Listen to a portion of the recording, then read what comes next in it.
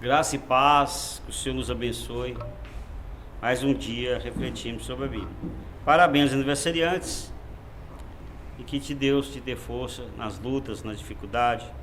Console você que perdeu um ente querido, e qual seja o seu problema, seja financeiro, familiar ou saúde, que Deus te dê alívio, muita fé, para que a gente possa ter solução para os nossos problemas, que são muitos. E sem fé não agrada a Deus, né? A gente precisa de fé. E vamos pedir a Ele fé. Que o Senhor nos abençoe. Hoje vamos falar sobre porque os discípulos de Jesus não jejuavam. Vamos fazer uma leitura em Mateus 9, de 14 a 17. E depois nós vamos entender um pouco. A princípio parece ser fácil, mas não é tão fácil assim de entender, mas nós vamos entender se Deus quiser. Faça a leitura para nós, por favor. Um dia, os discípulos de João Batista vieram a Jesus e lhe perguntaram: por que os seus discípulos não jejuam, como nós fazemos e como fazem os fariseus? Os convidados do noivo devem chorar enquanto ele está com eles? Perguntou Jesus. Vai chegar o tempo em que o noivo será tirado deles, então jejuarão. E quem remendaria uma roupa velha com um pano novo? O remendo rasgaria a roupa e tornaria o buraco ainda maior. E quem usaria vasilha de couro velhas para guardar o vinho novo? Para as vasilhas velhas arrebentariam com a pressão o vinho se derramaria e as vasilhas se estragariam. Para guardar vinho novo, só se usam vasilhas de couro novas. Desta maneira, ambos se conservam. Amém. Em algumas situações não se consegue entender porque certas pessoas agem diferente das outras. As outras pessoas tudo tem um método de fazer, não é? Mas às vezes pessoas fazem diferente e a gente não consegue entender. Esses dias eu vi um vídeo do sujeito cortando cabelo, e era um cabelo liso, grande cabelo de homem, e ele desrespeitou todas as técnicas. E eu fiquei muito curioso, eu quero ver o que vai dar isso aqui, que não é possível. Ele não fez divisão, não fez nada, foi pegando o pente e foi cortando. E por fim deu certo. E hoje eu não sei como ele fez. Então, certas coisas é assim, a pessoa faz de uma maneira diferente. Foi o que aconteceu com os discípulos de João Batista que não entendiam porque os discípulos de Jesus não jejuavam, como eles e os fariseus. A impressão a princípio era de que Jesus era contra o jejum. Mas era contra o jejum ou estava falando de outro jejum? Jesus era contra o jejum, os discípulos não jejuarem, ou ele estava falando de outro tipo de jejum? Então nós vamos ver entender isso. Mas o certo é que os discípulos de Jesus não jejuavam. E os fariseus e os discípulos de João, sim, eles ficaram sem entender. Os discípulos de João, na verdade, eles nem estavam recriminando os discípulos não fazerem isso, eles não estavam entendendo mesmo. Mas por quê? E aí Jesus vai explicar para eles, e ele vai dar 3 comparações, e nós vamos aí, né? Então o tema nosso é um novo jejum, vamos falar junto? Um novo jejum. Os discípulos de João Batista foram até onde Jesus estava e lhe perguntaram: por que nós, discípulos de João Batista e os fariseus, jejuamos e os seus discípulos não jejuam? Como diz o pessoal, boa pergunta, né? Vamos falar primeiro o que é jejum, né? Vamos falar rápido sobre jejum. O que é jejum? Vai para os mais novos, né? Bem mais novos, não vai saber bem o que é isso. Jejum é ficar sem alimentar por algum período de tempo. Então isso é o jejum. Eu não como nada. Outras religiões tinham jejum. Muitas religiões têm o jejum. Mas muitas mesmo. Quase todas. Então é um hábito milenar.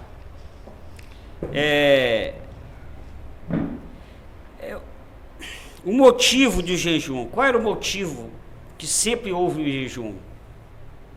Essa é uma boa pergunta, não é? A pessoa jejua, mas qual motivo? As pessoas perguntam. Então, há vários motivos na Bíblia, né? Então, o motivo é a lei. Nós vamos ver que na lei tem um jejum. Não é um jejum só, mas tem.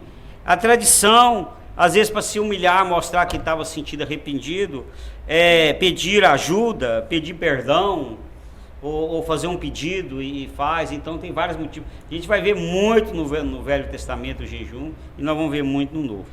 Na lei mosaica, ou na lei de Moisés, havia o dia de jejum somente no dia da expiação, hoje em dia chamado Yom Kippur, ou o dia do perdão. Esse mês foi. Então, esse mês é o único jejum exigido pelos judeus no Velho Testamento, pela lei. É o Yom Kippur, ou o dia do perdão, ou o dia da expiação. Uma festa uma vez por ano, vocês lembram? A gente estudou que matavam, né, animais, sacrificavam em nome do povo, o sacerdote se santificava e santificava o povo. Então esse dia não se come.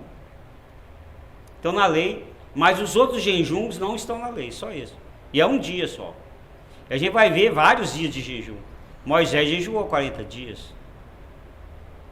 Vamos ver, né, vários. A gente vai ver história que tem muito, não vou recordar agora. No Novo Testamento, há uma exigência para jejuar?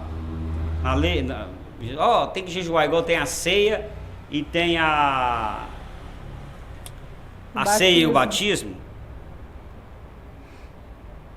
Não tem nem a Bíblia fala assim, orar sem cessar, manda orar muito.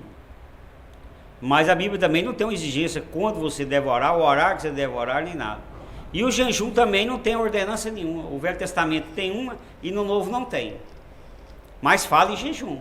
Nós vamos ver muito jejum do que aconteceu no Novo Testamento, né, do apóstolo Paulo, e nós vamos ver até do Jesus. Mas não tem essa ordenança, tem que jejuar, né, mas há o jejum nele. Então, isso é para a gente entender um pouco o que é o jejum na Bíblia e como se funciona. Primeiro, ele diz o seguinte no versículo 15: os convidados de um noivo vão à sua festa de casamento para não festejar e ficar sem comer? Claro que não. Quando a festa acabar, eles poderão ficar sem comer. Jesus fala isso. Eles estão comigo, é festa. Eles vão ficar sem mim um tempo, eles vão ter que jejuar, vão ter que orar. Mas por enquanto eu estou fazendo os milagres, eu prego. E eles vão ter que, nós vamos ver hoje sobre o Espírito Santo, eles vão ter que buscar do Espírito. Então ele diz, se você convida alguém para uma festa, para chegar todo mundo, eu estou jejuando e não participar da festa, então não precisa nem assar a carne, né? A gente faz uma festa que assa a carne, chega todo mundo, eu estou de jejum, aí fica todo mundo lá e a carne queimando. Não existe isso, é um período que você festeja. Jesus vai falar isso. Então o que Jesus quer dizer com isso? Lê o versículo 1, o primeiro versículo. Tudo tem seu tempo determinado, e há tempo para todo propósito debaixo do céu. Eclesiastes 3:1. A gente está sempre falando desse versículo, eu gosto muito dele. Há tempo para tudo, não era tempo para jejum. Jesus não está falando que eles não iam jejuar. Jesus está falando assim, não é tempo. Há tempo para tudo. Não é? Há todo tempo o propósito do céu. Então você vai ver lá em Eclesiastes 3 que há vários propósitos. Então, mas outro exemplo que ele deu foi no versículo 16 e 17, ele vai dizer que o velho não combina com o novo. Ele vai tratar isso e vai dar dois exemplos. Então esses dois exemplos ele diz no versículo 16 o seguinte: não se remenda uma roupa velha com um pano novo, porque a roupa rasga e fica maior o buraco ou o rasgado. Então a roupa velha, poída mesmo. Aí você pega um pano forte, novo, e costura. Eu não entendo isso, não, mas quem costura vai entender isso. A roupa não aguenta aquele pano. Aí ela vai rasgar e vai ficar um buraco maior ainda e vai ficar pior. Então deve remendar com remendo velho. E outro que ele vai falar, que não se põe vinho novo em odres velhos. A leitura que a gente fez, na versão fala vasilha de couro, mas o odre é uma vasilha de couro. Odres são vasilhas feitas de pele de animais, corta o pescoço do animal e tira tudo dentro dele, sem rasgar a pele. Costura os buracos das pernas, e no pescoço põe um dispositivo que abre e fecha, onde é colocado água ou vinho. Tá claro? Eu li para não perder tempo, mas deu para entender, né? Aonde está o pescoço? Que eles cortam, eles tiram as vistas, eles tiram tudo, costura aqui depois de curto. E aqui, assim, onde é o pescoço, eles põem um cano com a tampa. Hoje é mais moderno, eles ainda usam isso, mas antigamente devia ser um bambu com tampa, coisa assim, né? E que põe vinho ou água. Quando o vinho é novo, a fermentação é grande. Se o odre for velho, ele não aguenta a pressão da fermentação e rasga. Aí o prejuízo é duplo. O odre rasga quando ainda poderia ser usado para carregar água. E por fim perde o vinho que derramou. Então se fizer isso, você está levando 2 prejuízos. Porque o odre ele perde a elasticidade, né? Elasticidade. Ele fica duro, seco. Então a expansão do vinho novo, a pressão da fermentação, e como ele não expande, ele rasga. Aí o prejuízo, você perde o odre e perde o vinho. Não é? É isso que acontece. Vamos falar, para entender isso do velho e do novo, que ele dá essa comparação, porque ele fala primeiro que não era tempo ainda de batizar, de jejuar. Depois ele dá esses 2 exemplos. Por que ele dá esses 2 exemplos? É que nós vamos entender. Para entendermos primeiro, vamos entender o que é o jejum dos discípulos de João Batista e dos fariseus. O que era o jejum dos discípulos de João Batista e dos fariseus? Para a gente entender o que é o jejum velho e o jejum novo. Lê o 2º versículo. Ora, também a primeira tinha ordenanças de culto divino e um santuário terrestre. Hebreus 9:1. Ora, a primeira tinha ordenança de culto divino e um santuário terrestre. Era uma ordenança, era uma tradição. A primeira. O próprio nome diz aí no versículo, a primeira. Então, tirando o Yom Kippur, era uma tradição, era uma cultura, era um costume, já que não havia na lei e estava debaixo da lei. Bom, e era uma obediência da lei e da tradição. E no Novo Testamento, qual vai ser o discípulo de Jesus? Que ele fala. Aí que nós vamos entender. Lê o 3º. O vento assopra onde quer, e ouves a sua voz, mas não sabes de onde vem, nem para onde vai. Assim é todo aquele que é nascido do Espírito. João 3:8. Quem é nascido do Espírito, ele não obedece uma regra. Ele é como o vento, ele não sabe para onde vai nem para onde vem. O Espírito determina. Jejuma. Você vai ter uma grande... não jejuma. Não há uma regra, como era na época de João e dos fariseus. Nós estamos na época que nós somos guiados pelo Espírito Santo. Quando nós vamos, pega o livro de Atos dos Apóstolos, a gente vai, alguns dizem que devia ser chamado Atos do Espírito Santo, que nós vamos ver ali o Espírito Santo orientando eles. Vai para tal cidade, vem para tal cidade, faça isso, faça aquilo. Era o Espírito Santo guiando. Então, esse jejum era um jejum guiado pelo Espírito Santo. O Espírito Santo é que vai determinar. Não é a lei nem a tradição. Nós vamos entender isso bem ainda. Por exemplo, no 4. Mas quando vier o que é perfeito, então o que é em parte será aniquilado. 1 Coríntios 13:10. Então, quando vier o que é perfeito, que é a ação do Espírito Santo, aquilo que é ordenança, a obediência de regra, uma coisa forçada, de tradição, isso vai ser tirado. Né? Então, o que ele vai dizer? Quando vier o que é perfeito, então o que é em parte será aniquilado. Vocês devem ter ouvido muitas pregações sobre religiosidade. O que é religiosidade? Religiosidade é quando você faz um punhado de ritual, puramente para mostrar que é religioso, uma tradição, mas aquilo ali, não, na verdade, não tem efeito de mudança de caráter nem nada. Eu pego um pano, faço assim, vários sinais e tudo. Isso é religiosidade, isso é tradição. Por que faz isso? É tradição. Chego, beijo uma pedra, então um punhado de coisa, toda religião tem isso. Eu vejo que até hoje certas religiões antigas, há isso, pega uma folha de coqueiro e faz assim, não tem ordenança nenhuma na lei deles, mas a religiosidade. Então, não é o caso dos cristãos hoje em dia. No versículo 5 diz o seguinte: se pois estáis mortos em Cristo quanto aos rudimentos do mundo, por que vos carregam ainda de ordenanças, como se vivesses no mundo, tais como? Ele vai falar quais são elas.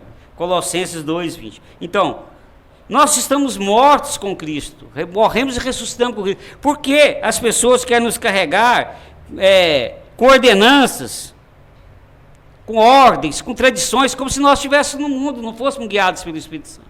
Essa é a imposição. Que quando a igreja começou a surgir, eles queriam impor na igreja essas tradições. Você tem que lavar a mão assim, você tem que fazer isso e fazer aquilo, e não tinha nada a ver com santidade e nem com a lei. Porque todo Jesus, tirando o Yom Kippur, é tradição.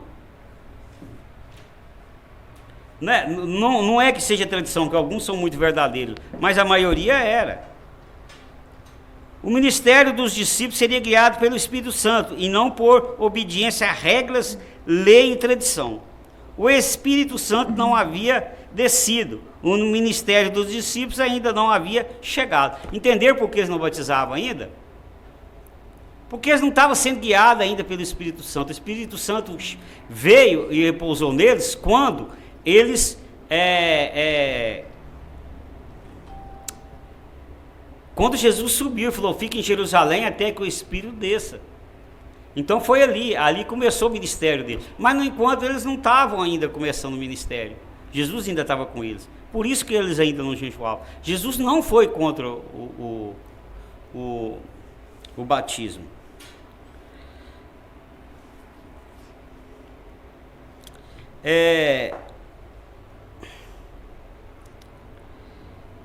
Pus um versículo aqui, ele não está aqui. Tem que ver isso aí. Sim. Nós vamos entender o que é o jejum de Jesus com o próprio Jesus. Por exemplo, lê o 6º versículo. E Jesus, cheio do Espírito Santo, voltou do Jordão e foi levado pelo Espírito ao deserto. E 40 dias foi tentado pelo diabo, e naqueles dias não comeu coisa alguma. E terminados eles, finalmente teve fome. Lucas 4, de 1 a 2. Amém. Então, entenda, e Jesus, cheio do Espírito Santo, voltou ao Jordão e foi levado pelo Espírito ao deserto, em letra maiúscula. Então, ele estava cheio do Espírito Santo, nós temos que estar cheio do Espírito Santo, leitura da Bíblia, oração. Enchemos do Espírito. Então, o Espírito Santo levou ele ao deserto. Não foi por iniciativa própria dele, como era a tradição, como era a lei. E 40 dias foi tentado pelo diabo, e naquele dia não comeu coisa alguma. Então, o Espírito Santo que fez com que ele fosse ao deserto, e que ele jejuasse 40 dias. Esse era o jejum dos discípulos, era o jejum de Jesus. Uma coisa que era a ação do Espírito. Esse é o novo jejum. Está claro? Não era o baseado em tradições. Jesus, pelo Espírito, foi levado ao deserto e jejuou 40 dias. É o Espírito que determina. Leia a conclusão, por favor. Um pouco longa, mas... Jesus não era contra o jejum. Jesus estava falando de um outro jejum que é guiado pelo Espírito Santo e não por regras e tradições. Jesus não obedeceu regras e tradições para jejuar e morrer na cruz para nos salvar. Ele fez tudo guiado pelo Espírito Santo, obediência a Deus Pai, cumprimento das Escrituras e por amor. Amém. Então Jesus, ele fez um jejum para cumprir a sua missão na terra, para nos salvar. E foi por amor cumprir as Escrituras, cumprir as ordens do Pai. Era esse o jejum de Jesus. É essa a função de Jesus. Então, aceitemos esse jejum de Jesus, aceitamos o sacrifício de Jesus e aceitemos Jesus para que tenhamos a vida eterna, teremos paz aqui na terra. O mundo está precisando de paz, falta de Deus, e os religiosos estão promovendo ódio. Eu não entendo isso. Se Jesus disse, eu me dou a minha paz vos dou, não dou como o mundo a dá. Então Jesus, não façamos do jejum de Jesus e do sacrifício de Jesus uma coisa em vão em nossa vida. O aceitemos em nosso coração e sejamos purificados dos nossos pecados. É isso que nós precisamos. Eu sou guiado pelo Espírito Santo e tenho jejuado e orado? Responda você mesmo. Você tem seguido o exemplo de Jesus? Não jejua 40 dias e 40 noites, não. Que é quase impossível você ficar 40 dias e 40 noites sem beber água é complicado, né? Faz jejum dentro da sua limitação, sem obediência a regras, aquilo que você dá conta e o dia que você acha que der. Mas jejuar é muito importante, viu? Orar e ler a Bíblia. Vamos fazer oração junto? Oremos. Eu vou orar primeiro para a igreja e depois a gente faz a oração. Senhor Deus, obrigado pela tua palavra, Senhor. O jejum é importante, desde que seja guiado pelo teu Espírito, Senhor. Ajuda-nos a levar uma vida de comunhão, uma vida de oração, nos preparando espiritualmente, Senhor, contra as ciladas do nosso inimigo, que é o diabo. O Senhor abençoa aqueles que estão sofrendo, Jesus. Aqueles que precisam de um milagre, está com o coração, Senhor, ferido. Que o Senhor console, que o Senhor traga um alívio, que traga paz, em nome do teu Filho. Amém, Jesus. Amém. Eu vou falar a oração, vocês falam junto comigo. Pai de amor. Pai de amor. Em nome do teu Filho. Em nome do teu Filho. Me abençoe para que eu. Me abençoe para que eu. Seja guiado pelo Espírito Santo. Seja guiado pelo Espírito Santo. E não por regras e tradições. E não por regras e tradições. Em nome de Jesus. Em nome de Jesus. Amém. Amém. Vamos orar ao Pai Nosso? Oremos. Pai nosso que estais no céu, santificado seja o vosso nome. Venha a nós o vosso reino. Seja feita a vossa vontade, assim na terra como no céu. O pão nosso de cada dia nos dai hoje. Perdoai-nos as nossas ofensas, assim como nós perdoamos a quem nos tem ofendido. E não nos deixeis cair em tentação, mas livrai-nos do mal. Porque vosso é o reino, o poder e a glória para sempre. Amém. Amém, Jesus. O Senhor te abençoe e te guarde. O Senhor faça resplandecer o seu rosto sobre ti e tenha misericórdia de ti. O Senhor sobre ti levante o teu rosto e te dê a paz. E até a próxima, em nome de Jesus. E Jesus te abençoe. Amém. Amém.